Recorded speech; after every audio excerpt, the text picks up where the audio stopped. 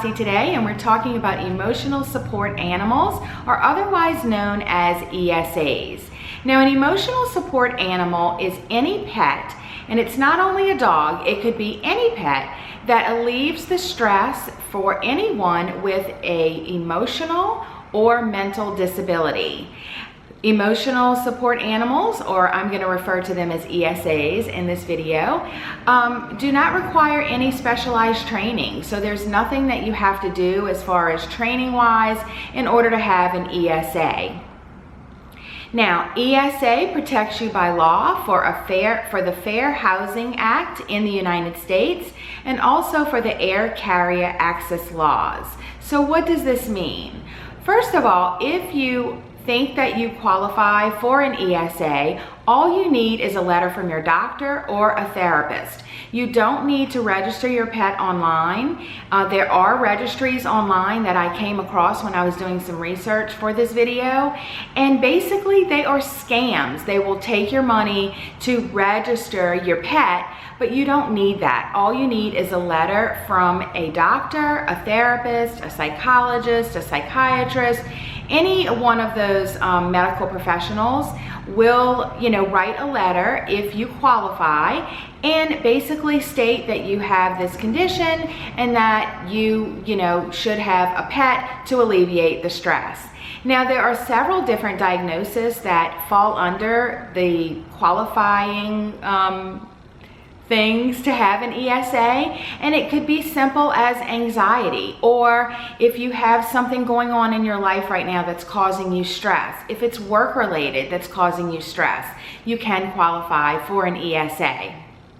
Now, having an emotional support animal does not require or does not give you access rights. So you can't have this letter and want to go into the grocery store with your pet or Walmart or anywhere there's food or restaurants and expect to gain entrance just because you have an ESA. It's a little bit different. That is a service dog, and that's a whole different topic, and that's a whole different thing. You have to definitely have a disability that qualifies you for a service dog. This is not the same thing. So it doesn't grant you access with your pet. However, if you live in an area that, or if you have a landlord that says that you cannot have a pet, if you have an ESA and have the proper documentation, then by law, the landlord has to allow you to have your pet.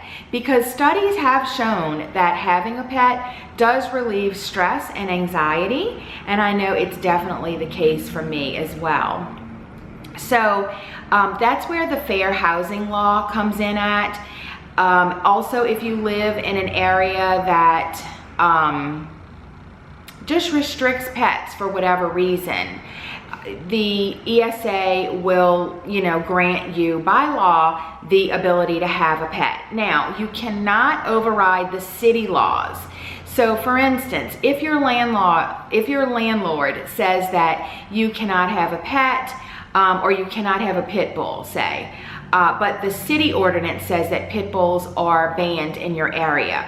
Well, the ESA is not going to allow you. It's not going to override that. So you can't have a pit bull if the city ordinance says that that is law. However, if it's just your landlord's law or rule that you cannot have a pit bull, then your ESA letter will grant you that permission to have the pit bull or whatever it may be. You can have, it's not only dogs. So an ESA can be a cat, a dog, a bird. I think there are several different animals or species of animals that qualify for ESAs. So basically all you need is that letter, and you do have to have it on the letterhead from your medical professional, and it does have to state which emotional or mental disability you have that will qualify you. And I believe it is accordance to the DSM-4, which is, your doctor will know what that is. So as long as you tell them that and that you are interested in getting an ESA letter, they should be able to help you out.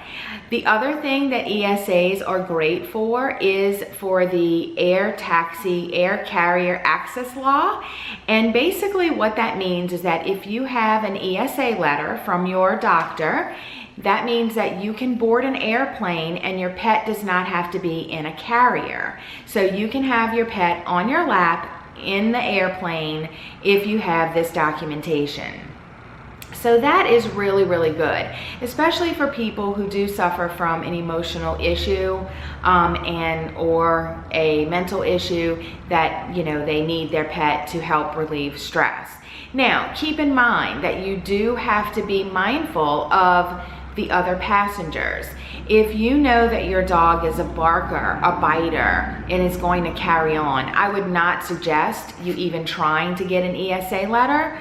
Do everyone a favor and put your pet in the carrier and, under the seat, because you have to put yourself in everyone else's shoes, and no one wants to be bothered by someone else's pets, especially because not everyone are pet lovers like we are. So please be mindful of that. You also have to make sure that your pet stays in your seat, in your lap.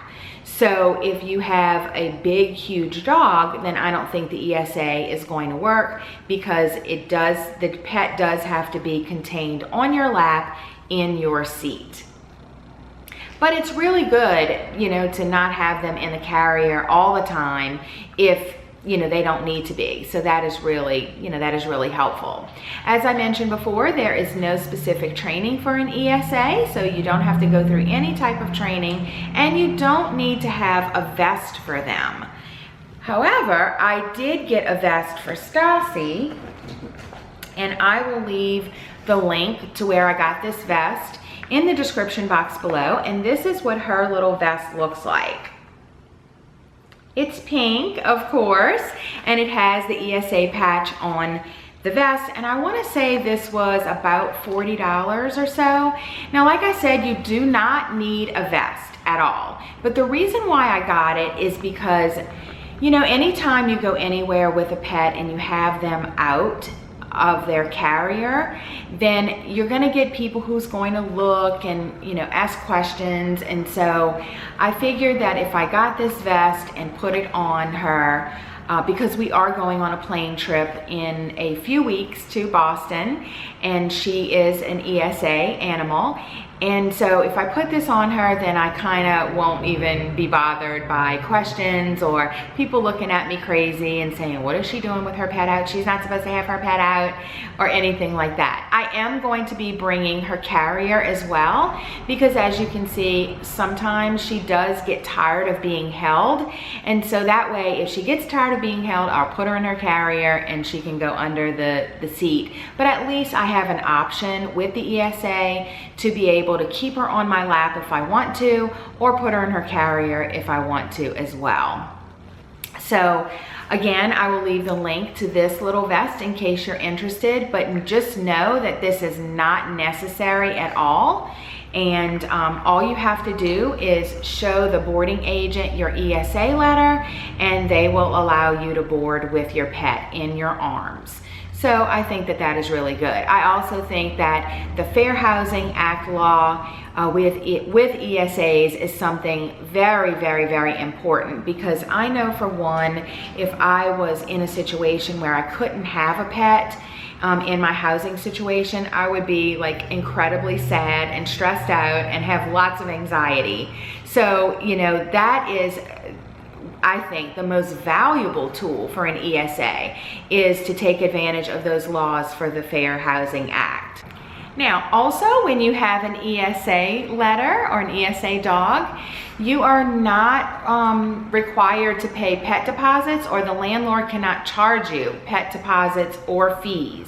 So that is another advantage. Also, on the plane, you are not to be charged for their ticket. So normally, if you don't have an ESA dog, they charge you like $95 each way. So with an ESA dog, they are not charging any ticket prices at all for the dog. So that's another advantage as well.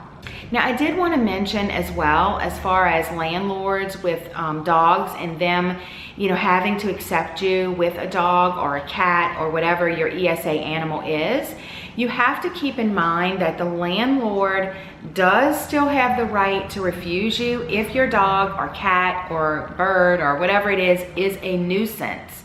So as long as your ESA doesn't cause any problems, then you know, you're protected by law. But you still have to pick up after your animal. Your animal still cannot cause any damages. They can't be barking all the time. They can't be, you know, a nuisance to your neighbors. So please, please, please keep that in mind, because, you know, your ESA letter is great, but it doesn't, like, it's not a get out of jail free card. So you do have to abide by, you know, rules and regulations.